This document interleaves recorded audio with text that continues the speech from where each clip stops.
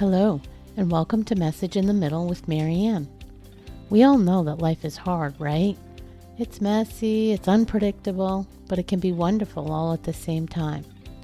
My hope is that we can take a deep dive into self-development topics and explore life's lessons through book clubs, conversations, and interviews. And together, we can uncover the lessons that others have already learned to help us navigate this crazy, wonderful ride called life.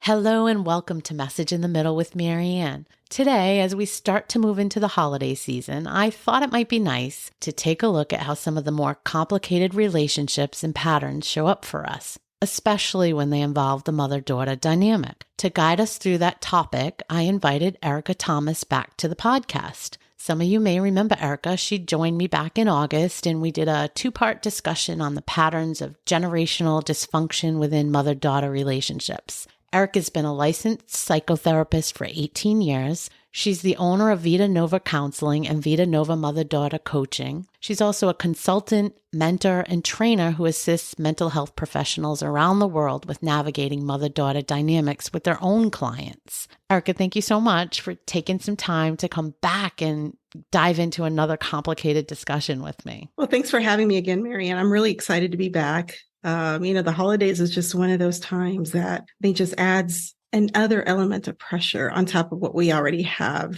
day in and day out throughout the year. And it brings out kind of the nuttiness at times. The nuttiness. I love that. The best and the worst. I think most of us would agree that the normal stressors we all have seem to get amped up a little bit in the holidays. And they can be great. I mean, holidays can be great, but you have all those extra commitments and expectations and, the family dynamics and all of that stuff just plays into, it can be stressful. It can be very stressful. Absolutely. I think especially for us women, we are the ones that kind of normally take on the responsibility of creating the holidays for our families and our loved ones. And yeah, the pressure's real. The pressure's real.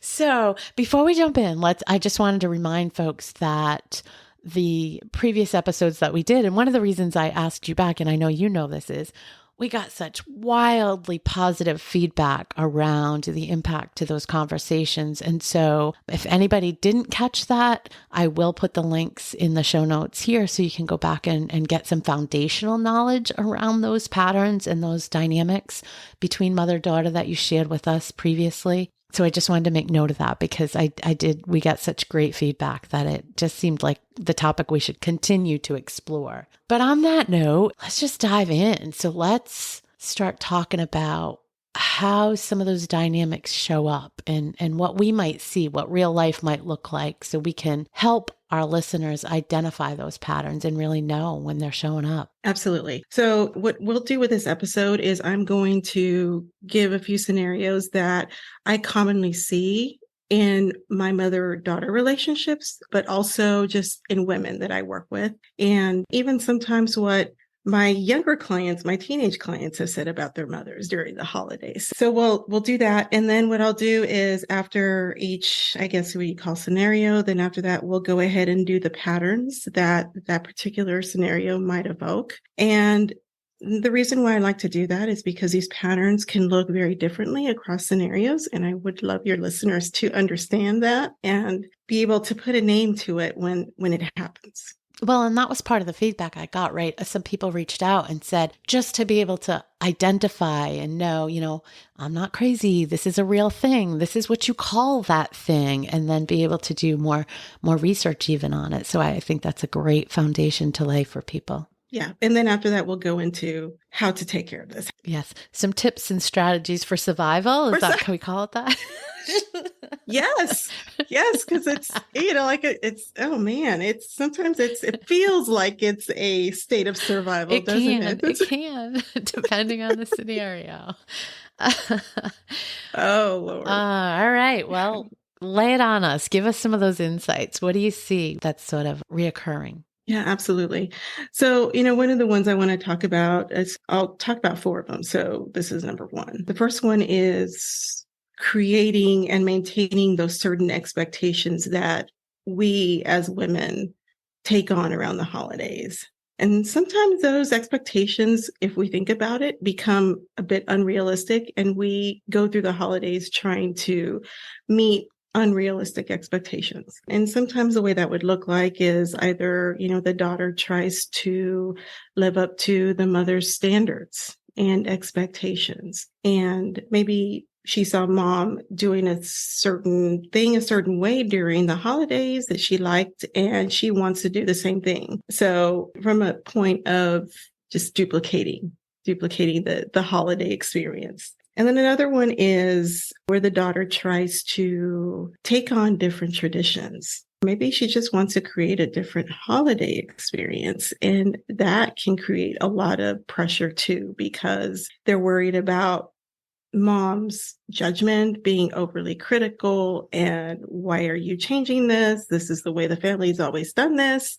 And, or I can't believe you're going to be the one to do that. And so I've heard so many versions of that just really impart a lot of shame, or even mothers also wanting to create a new tradition, and we'll go into that a little bit, like the mom saying, you know what, I'm kind of done doing this.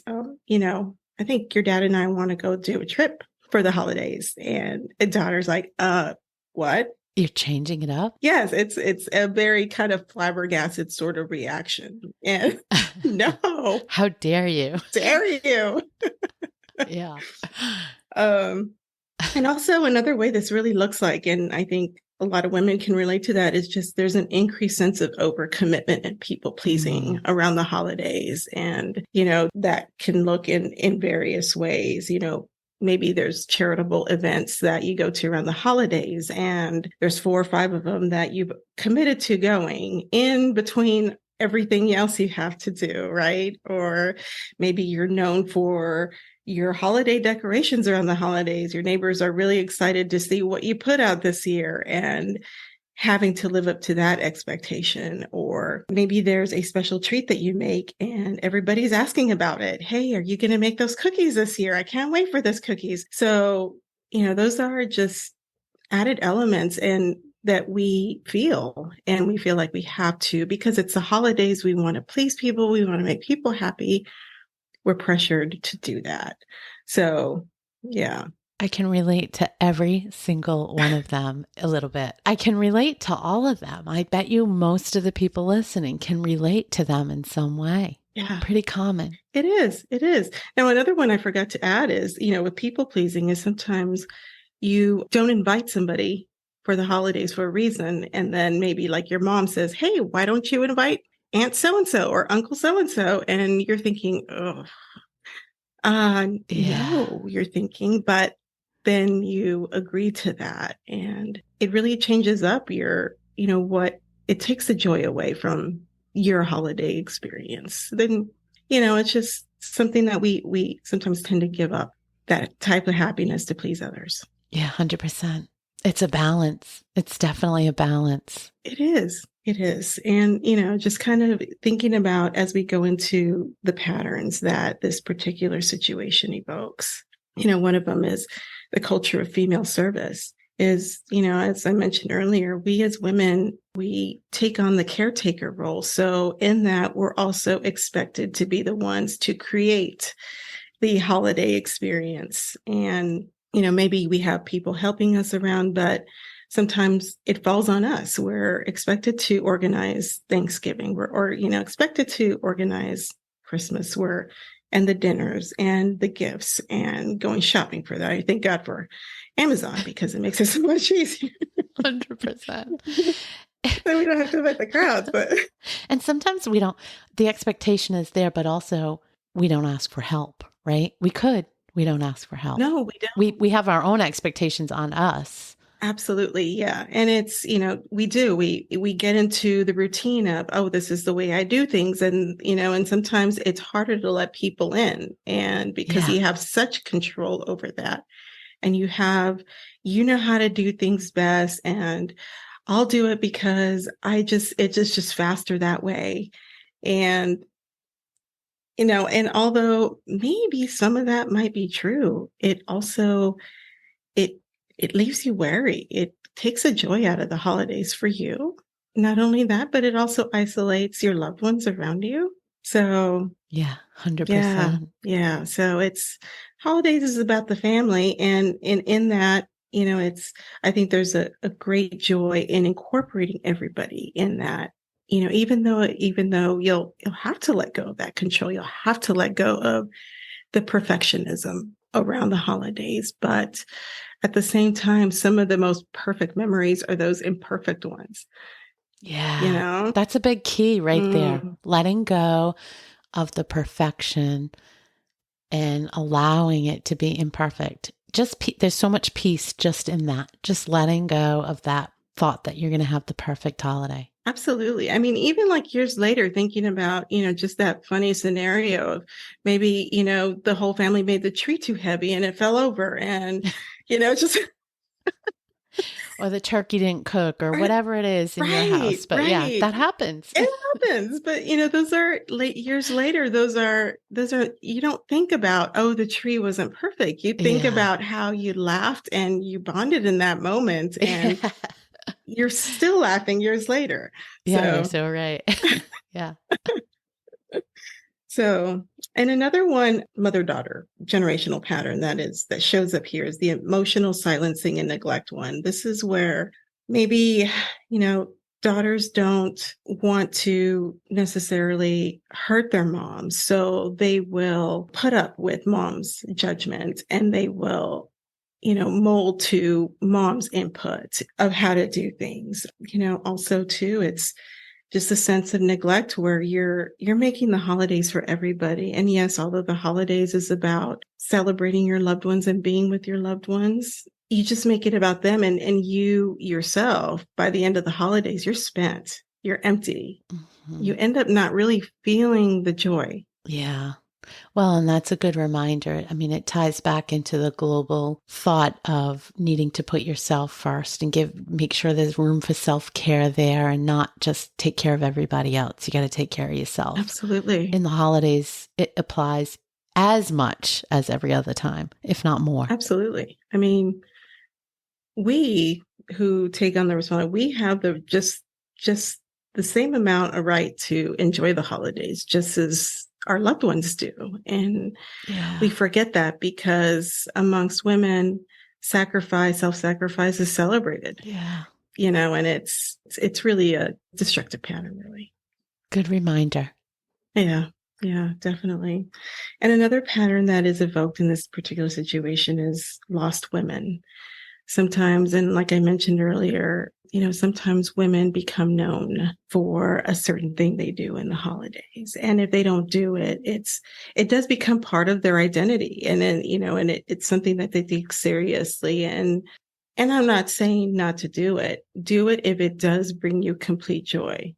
Don't do it if it doesn't bring you joy. It's just a thing where you have to do this for it. You got to wonder, like, who am I really doing this for? Yeah. Am I doing this for everybody else but me? And it's just so thinking about, and if you don't do it, then it's like, who am I? Who am I? Or people are going to think really badly of me if we don't put out the lights this year. And so it's just a thing where women get lost in their identity around the holidays and what they do.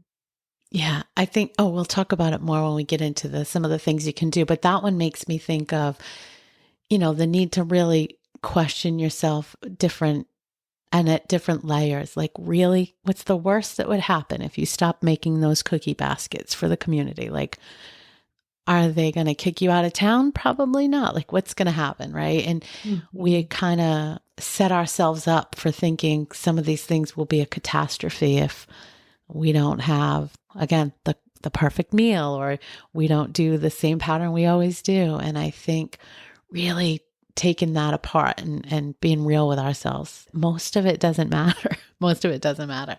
Right, right. And if for some reason maybe the worst does come, like, somebody does criticize you for not having the perfect turkey, well, then it tells you it's more information about that person. And if you really want that person in your inner circle, it gives you a chance to reevaluate your connection with that person. So I love that. it would be more information than anything for you Yeah. on how to proceed with that person. About them, not you. Mhm. Yeah. Yeah, it's about them. You're right. Exactly right. Mm-hmm. Exactly right. Yeah. And then the last pattern is river nurturing flowing backwards. This is where sometimes, where sometimes in the holidays, maybe sometimes moms become just absolute monsters. And I hope your listeners don't All right. Before don't she get angry finishes, with me. this is me, you guys. I've done this before. Go ahead. I'm going to out it so they know. Don't get angry. Be real. Be real. Be real. I know. Well, hey, there's moments where I'm like snapping at my kids and I'm like, oh gosh, why did I do that? And it's just, we become so absolutely stressed to make things perfect, not realizing what impact that has for our kids, especially, speaking about daughters, here, the mother-daughter relationship, your daughter will try to help you and try to take care of you in that moment. And you're not realizing that she's trying to take care of you, um, in their young age. They're maybe shushing all the other siblings. Stop, mom's getting all stressed. You guys stop it, or whatever it is. They go into this protectionary mode, and that can be pretty harmful, especially if they're young. Because they're taking care of mom. It's supposed to be kind of the other way. So I'm thinking of my own girls, and they have most definitely joked. The listeners, most of them probably know my kids are grown now, but there have definitely been jokes in the past where they would have said something like, I'm going to make one up, but something like, can't walk in the house today or for the next 3 days. Mom already did the cleaning for the holiday or whatever. Like legitimately knowing that I'm like on edge, that everything has to be over the top perfect, whatever that means. Right. But yeah, to make everybody else's crazy around it to their detriment. But I don't do that anymore. Right. But there were many years that I was like that. Yeah. I mean, I think all of us can probably remember a situation like that at some varying degrees. I know, when I try to get the house all perfect for get-togethers, including the holidays, especially when my kids were younger, I'm like, do not take out the toys for the next couple of hours. Right. Go upstairs and play if you want to play. And so it's just, like I said, I think we've all had a particular scenario, but we forget that in exchange for really staying focused on the perfection, we're really affecting the connection with the people that matter most in our lives.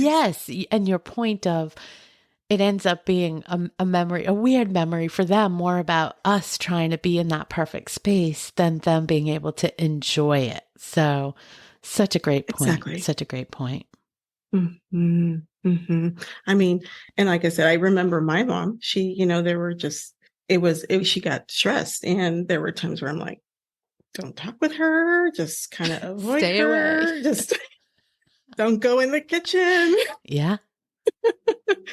So, yeah, but, I still remember that years later as an adult. So, just kind of thinking about being mindful of that with with our children, as they're growing. Yeah. I think that's the whole point, right, of this conversation and the work you do, obviously, to bring people together that are having strained relationships, but also for anyone listening, if we can pick up on these patterns and be aware of them, it's like anything else we're working on. If you can be aware of it, you can make changes, and they don't have to be big, crazy changes. They can just be small nuances that you can hold yourself in check when you realize you're kind of doing one of those things once you know about them and how they can affect other people. Yeah, absolutely. I think there's a certain power behind being able to name those things, because once you're able to name those things, then you can do something about it. You can move forward in a more organized, more mindful way. Yeah.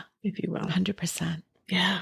So on to the next dynamic that I've seen around the holidays is when daughters get into feeling this pressure to create holidays for their kids that they wish that they had growing up, and that could be for varying circumstances, or that either because mom was not around for whatever reason, maybe she had to work around the holidays, it was just something they had to do, or mom left or, for whatever reason.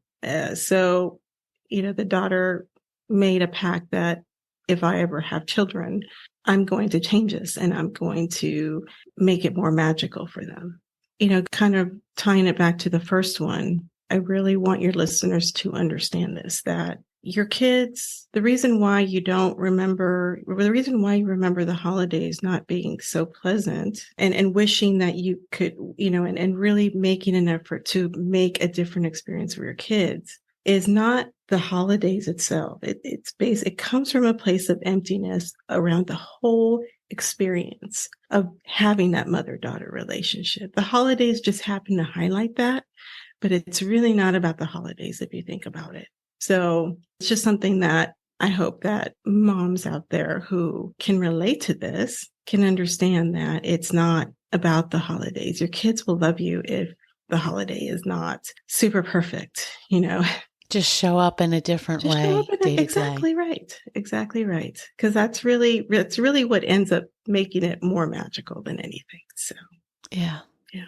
So, and another thing around this is, moms maybe not being around when their daughters were younger is also a dynamic where mom at some point does re-enter the daughter's life. So the holidays is an interesting time for them because either mom all of a sudden has input as to how the tree should be put and how things should be done. And the daughter's thinking, well, what experience do you have doing this? Right. Yeah. You don't have room to tell me what to do. Yeah. So there's that kind of dynamic, or maybe mom just wanting to help, just, tell me what to do or whatever it is. And maybe it doesn't come out right. And the daughter, because of that frustration and anger and whatever they, are feeling with mom maybe not being around the holidays, they get overly critical of their mom because their mom didn't do it just right. And so it can, be that sort of dynamic as well. So, and another thing is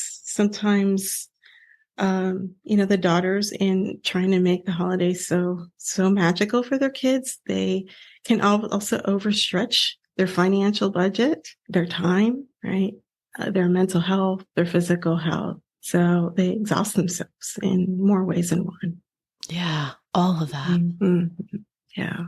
This is a pattern that I think evokes a lot of pain for mothers and daughters when there is an absence at some point for whatever reason and it wasn't worked through. So the holidays, again, just it highlights, because again, it's that thing that, we see in the pictures and we see everywhere else, that holidays is supposed to be a magical time for Yeah. everybody. Everybody's supposed to be happy. And you didn't have that. And why didn't you have that? And I'm going to create that for my kids.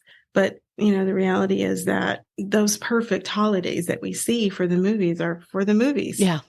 Yeah. Right. They're staged. There's a whole bunch of people in backstage making it all perfect and making those bows perfect. So it's just, Yeah, it's the same as social media, right? You're getting a snippet of time, not the real reality of every day. But to your point earlier, it is shining a light or a magnifying glass on a bigger problem that was there all along, whether it was the person wasn't there in your life, or you didn't have financial means, so you couldn't, get what you thought, it should look like. All of those things, and trying to fill that gap over one holiday. It's bigger than that. You have to go back and figure out what the bigger issue is. exactly right. Exactly right. Yeah. It's sometimes daughters use the holidays to create their own healing. Yeah. Like you said, kind of fill that gap. Mm-hmm. So yeah. And the patterns that are evoked in this particular situation, again, are the culture of female service. Some of these you will see time and time again. But again, as we talk about these patterns, I want your listeners to see how these patterns show up in different ways, in different scenarios. So here, the culture of female service is the daughters feeling like, again, they are the ones responsible for creating the holidays. And if they come from a background where they don't know what that looks like, they have to do that on their own. It can be a wonderful thing in the sense that they come from a blank slate and they can create their own. But at the same time, for some, it can be really it's hard because you don't have a foundation or a background on what that looks like for family. Yeah. Nothing to compare to. Like you said, I could see Mhm. the pros and the cons of that. I could definitely see well, I can do it my way. Nobody's going to judge that, or it doesn't have to, fit a certain picture. But on the flip side, probably always feeling in the back of your mind, I don't know if this is what I'm supposed to be doing. Exactly. Again, around the holidays, that's highlighted. So, another one is emotional silencing and neglect, where maybe, like I said, maybe mom comes back into the picture and daughter feels like she has to welcome her and bring her in to the fold. And maybe mother also feels like, she doesn't have room to criticize or feedback because she is living with her own guilt for not being there. So that could take on in that way as well, with emotional silencing and neglect. And then, the river of nurturing flowing backwards, the daughters, I find sometimes that the daughters go into this protectionary mode with mom, trying not to make him feel so bad for not being around.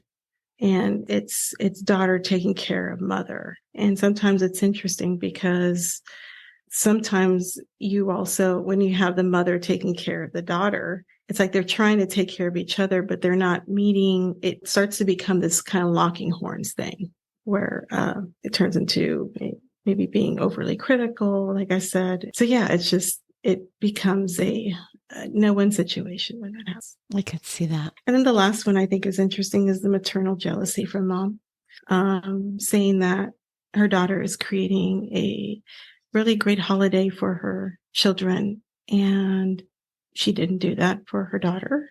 And, or maybe her daughter is better financially off, and maybe mom, had some financial limitations and couldn't create that holiday. And she sees his daughter creating just like was over the top sort of holiday. And it could spark that maternal jealousy. But again, that comes from a place of grief where you're grieving the fact that you lost the opportunity to spend that time with your daughter, or maybe just, lost opportunity of not maybe creating the vision that you had in your mind you wanted to create for your kids. That's an interesting one. Mm-hmm. But I'm sure it helps if the daughter recognizes the mom, and that's what she's doing. Back to understanding both experience and how they're coming to the table with it, right? So I think if it gets to be contentious, or it's, the mother's being critical, really understanding that's why she's coming to the table that way. I think that's probably helpful. It is. And, again, one thing I want to stress, as we did talk about in previous episodes, is that these are intergenerational patterns, right? So sometimes mom's behavior or even daughters is not necessarily something because they're bad people or they really want to hurt you and stick it to you. And it's coming from a pattern that's been passed down from generation. And although it looks differently sometimes as it goes from generation to generation, it's there.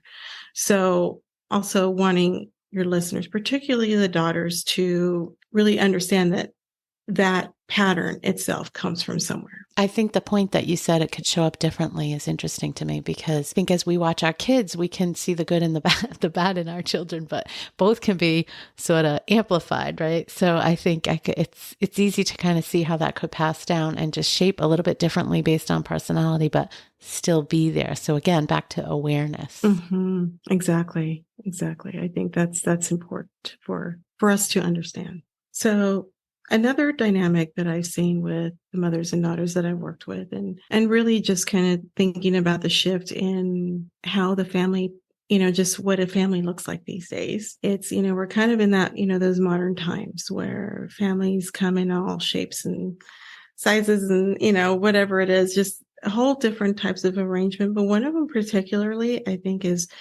challenging for mothers and daughters is the one where you have couples who are from different parts of the country or parts from the world, and they have to do shared time with their daughter, where they have to do every other Christmas or every other Thanksgiving or every other Hanukkah or whatever it is there, Kwanzaa, and every, whatever holiday that is, they have to share time. They have to share their daughter with somebody else. And that can be really painful for mom, to Because I mean, if you think about it from an attachment point of view, it's your Yeah. baby, right? The holidays is like, supposed to spend time with family, and it's your baby. She's not going to be there, Yeah. even though your baby might be like 55 years old, but Yeah. it's like she'll always be your baby, right? It's just kind of a thing. It's a maternal feeling. And it can be pretty painful sometimes for moms. And, some moms graciously accept that, but I'm sure it's not without not feeling like, gosh, I miss you. Yeah, for sure. Yeah. Yeah. So, some of the patterns that I think about here that are evoked in this particular situation, when we talk about the culture of female service, sometimes the daughters in this particular scenario are expected to take care of the mothers, right? Do some kind of caretaking. And in this case, it would be for the mother, which also evokes a little bit of the river nurturing flowing backwards here. But nonetheless, there is some of that caretaking and that kind of feeling of like, I won't be here for this holiday, but know that when I'm back, you go into this, I'll make it up to you in some way. And that can be That obligation shows up, right?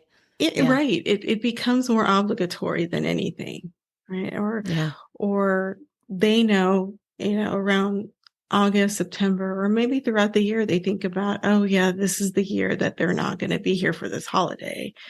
And it's hard for mom and daughter to bring that up, plans, especially daughter. Like, mom, just want you to know I'm leaving. We're leaving on this day to go see my partner's family, my husband's family, another side of the family. And daughters have a really hard time. It's kind of like they walk on eggshells because they know Yeah. Navigating that. yeah, because they know how mom is going to feel. And it also kind of makes them feel bad. But there's already a natural, organic sense of like guilt for that. And it doesn't help too when mothers come back and they give some just passive aggressive comments that in part shame, or even to like mom wants to do her own thing. Maybe she wants to do a trip with with the girls, uh, over the holidays, or she wants to go do something different with her husband or partner. And it's kind of the dread of, how do I tell her? Yeah.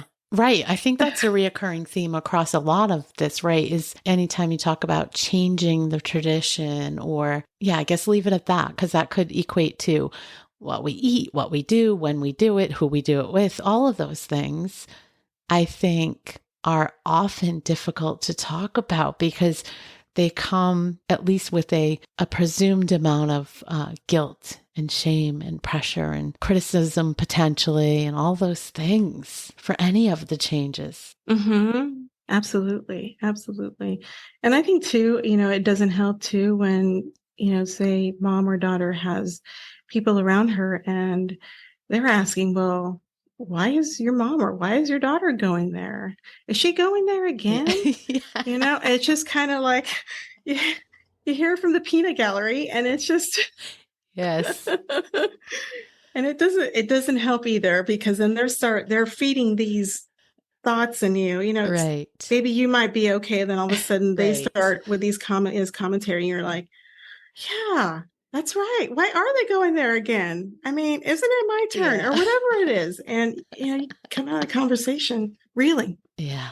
So being able, We're laughing, but I mean, in the moment, it's not funny, right? When you're trying to navigate all of this. it's hard. And even so, it can be hard too when you have families from the same city. The couple is from the same city. And, like me and my husband, we struggled at the beginning of our marriage with the shared time concept.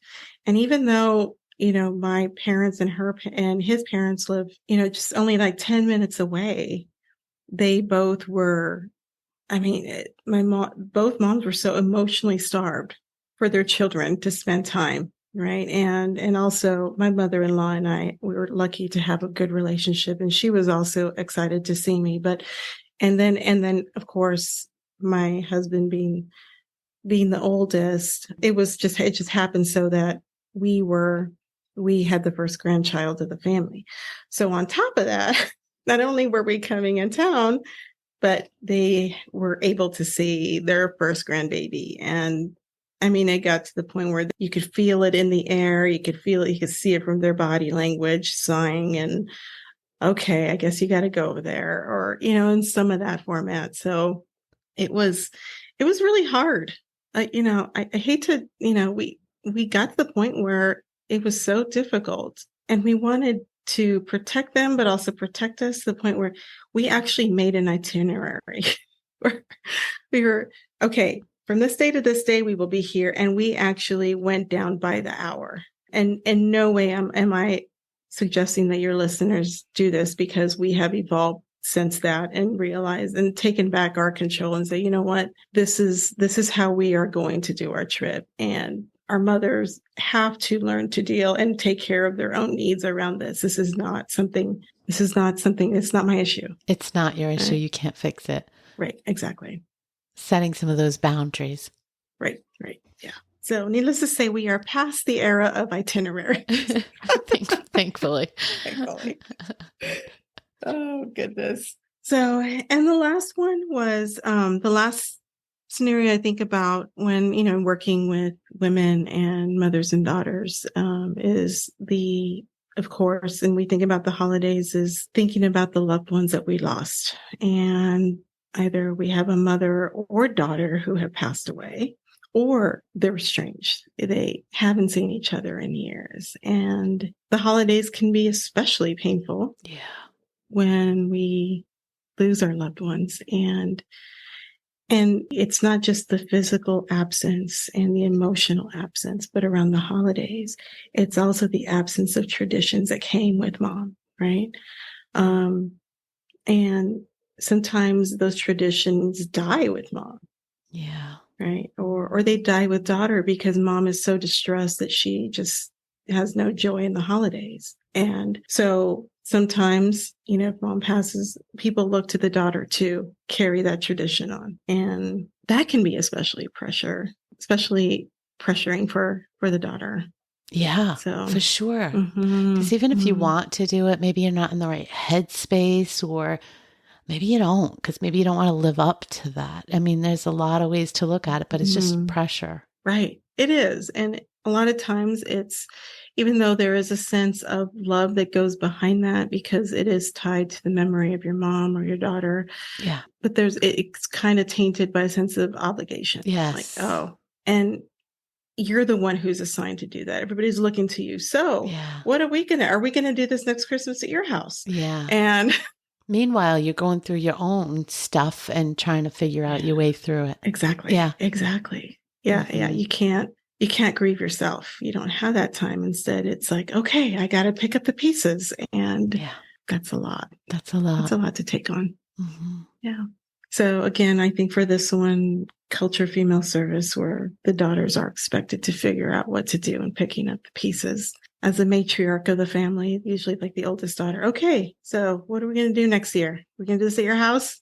Yeah. And, it can be especially harmful, because then the daughter doesn't feel like she can grieve. She doesn't have permission to grieve. She's got to pick up the pieces for everybody else and take care of everybody else, so that mom is not missed or as much, or it's not as sad, or whatever it is. Just they go into protectionary mode. Yeah, I think that's important, right? It might not be about the house and where we do it, but it might be about filling the gap, or not showing that how much you're hurting, or making sure everybody has a good time, even though whatever it is, it's a lot of pressure. It is a lot of pressure. Yeah. Or it can be. Yeah.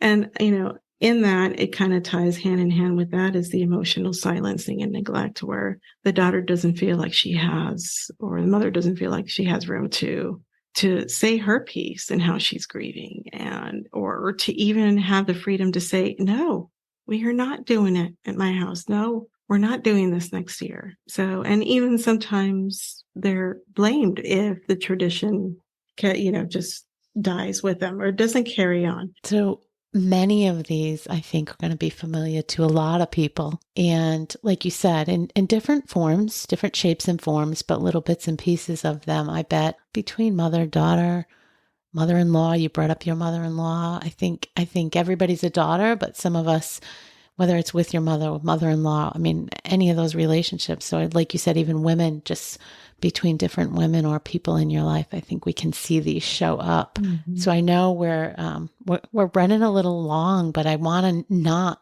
leave without giving folks some ideas on how to frame up some thoughts around what they can do in these various situations. So can you share some tips on that? Absolutely. So I think first and foremost, just really being aware of these patterns and putting a name to them. Oh, yeah, that's culture female service coming out there.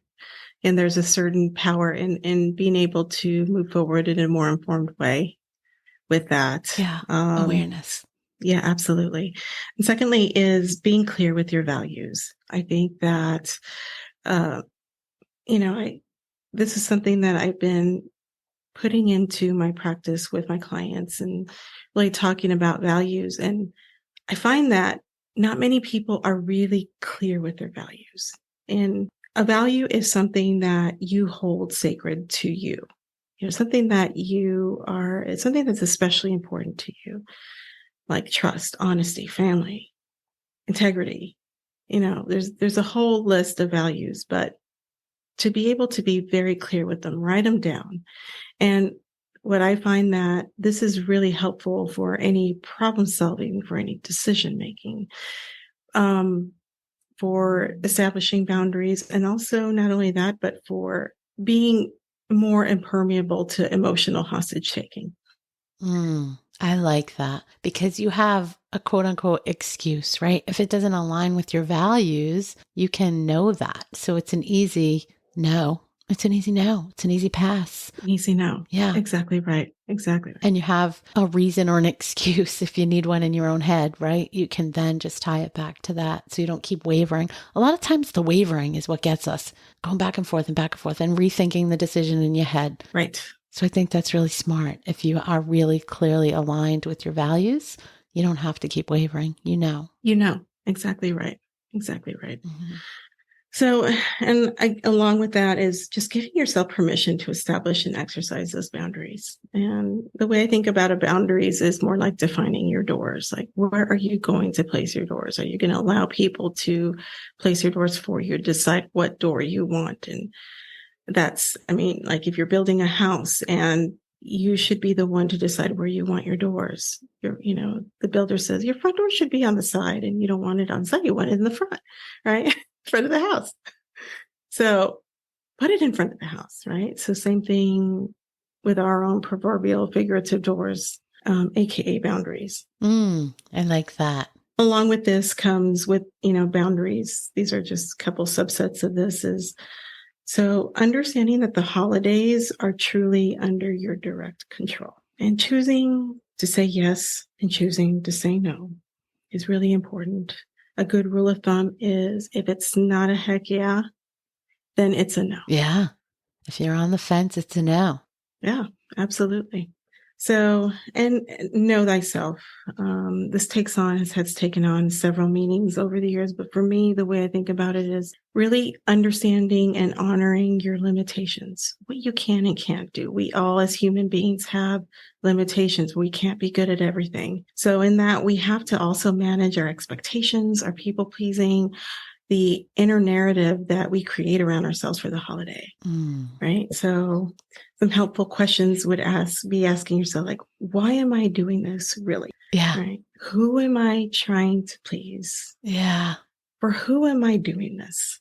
What's the worst that can happen if, like the one you said earlier, right? And in a month from now, will this really matter? I love all those. And you're right. They are great general skills just for life. But I think when you think around the holidays, especially when I'm thinking about who am I really doing this for? And does it really matter? Just walking through some of those scenarios we were talking about before, and it's like your guests really probably don't care if the house is super clean or if your meal is, 5-course or 2 or buffet or sit down. They probably care about none of that. And to your point earlier, if they do, maybe they're not the right guest to have at your house. Exactly. Yeah. So reevaluate your relationships. I love those questions. Yeah, exactly. So another important one I think that moms also need to realize is understanding that your children don't love you because of how magical you're going to make the holidays for them. They appreciate that. And there's some good memories that they carry with that, but they really love you for you. They love you for the moments that you pulled them up when they were down. They love you for making them feel safe and respected. Yeah. So the holidays are just a bonus. And if they're not there, and if you give them these things, you're really there for them in the moments that really matter. That's what counts. That's another good one, really, to reframe and for us to remember. Mm-hmm. It is what counts. It's the day-to-day that counts, the consistently showing up. It's not the couple of days out of the year. Right. Exactly. So another one is being mindful of your commentary that impart shame and guilt. So comments such as like, well, that's not the way I would have done that. Or are you sure you want to do it that way? All right. I feel a little guilty. I might have done that once or twice. That's okay. I think we all have at some point, right? It's like, we've always done this. What's wrong with the tradition? I can't believe you're not going to do this. I mean, this is for the children. And or what am I going to do without you this holiday? So, and also being mindful of your body language, just ghosting or outright ghosting, or just doing the silent treatment or pouting. So those aren't things that will make your connection with your daughter or mother better. They're only going to hurt it. Yeah. And I know it's coming from a place of hurt and you want to show them that you're hurt, but there are other more meaningful ways of doing that so that you can keep that connection. Good reminder. Mm-hmm. Mm-hmm. Another one too is delegate. Yes. So we can delegate and it will be just as good. Right? You too can delegate. You too can delegate. Yes. Yes. And if you're not good at it, learn. Take baby steps. Right. And if you're not good at it, pay somebody or, have somebody else do it for you. Or, I think that really what makes the holidays richer is doing these things together. Yeah. Right. Not you being the one to do this as a sole endeavor and then everybody else appreciates it. And it's not as rich of an experience as if you all were making cookies together or, making the Christmas tree, even though afterwards it might look, quirkier than you wanted to. But hey, you all put it together and it looks amazing. Right. And your kids will remember that. Those are memories that you're creating. Yeah. The doing. The doing. Mm-hmm. And then also remembering that you're not responsible for your mom's or your daughter's emotional needs. This is a good one. So if you're leaving town for the holidays and, they're going to go visit the other side of the family, you can say, I miss you. I love you. I'll see you when I get back. And that's it.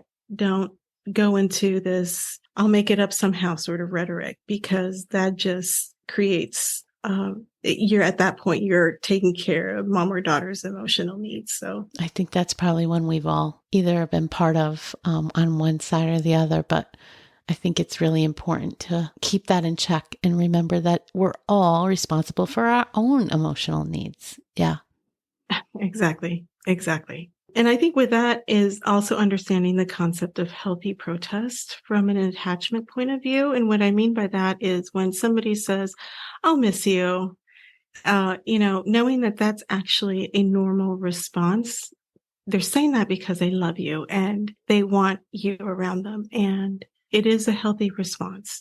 Now, invalidating that, right? And sometimes, when we think about physical distance, we also think about emotional distancing, right? And for some people, that emotional distancing can also instill fear and panic and sense of loss and abandonment. So, and not that you have to take care of their needs, but, validate their needs.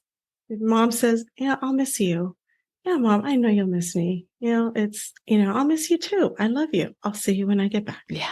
Right. And that's just keep it as that. And then also emotional realities, just understanding that we all have different perspectives of things and making room for our abilities to hold space for each other's perspectives. So, instead of fighting over who's right, So choose connection over being right. I love that one in general. I think that's a great one to kind of stop on and just reflect that. Mm-hmm. That was a big theme in our first conversation. And I think throughout life, really just understanding that everybody has their own experience. Their memories are different. Their experience of the same situation is different. And just trying to recognize that we're all coming to it from a different place. I think it can get you so far just in connecting better across the board and kind of really always keeping that present in mind. Absolutely. Absolutely. I don't know if you have anything else you definitely want to throw in there, but I think that was a lot of good tips. Were there any that we didn't hit on that you want to throw in?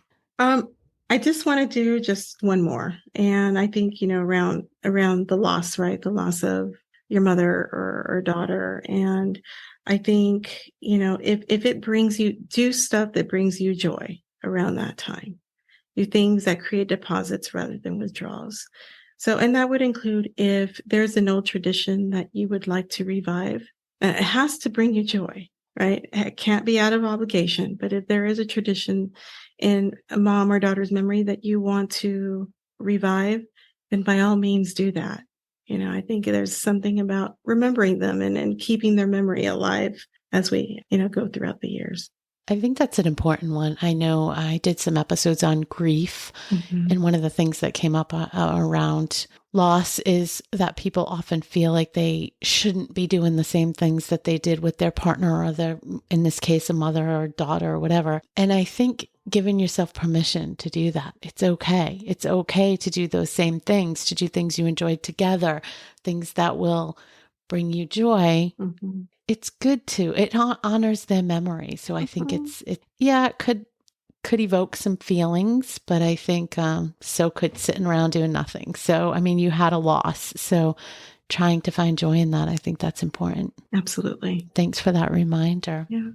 I think the conclusion here is that these dynamics are always at play. But like we said at the start, I think during the holidays when commitments and tension and stressors can be even heightened more than the norm, they probably can show up more than the norm. People having the tools to identify them and then some mechanisms to think about them differently and to sort of frame things. It's always helpful, people. Thank you so much for sharing all that insight with us. Oh, absolutely. My pleasure, Marianne. It was wonderful coming back, and thank you so much for asking me back here. Had a great time. Of course. We'll put all your links in the show notes, and we'll put the links to the previous episodes so you guys can check out my original conversation with Erica and all the knowledge she put out there for us to kind of identify these patterns in our lives. I think knowledge takes us to a whole different playing field and is really the key to transformation. So put it in action. Once you know it, put it in action. Thanks again for joining me today. Absolutely. Thank you so much for having me. Thank you for listening to this episode of Message in the Middle with Marianne.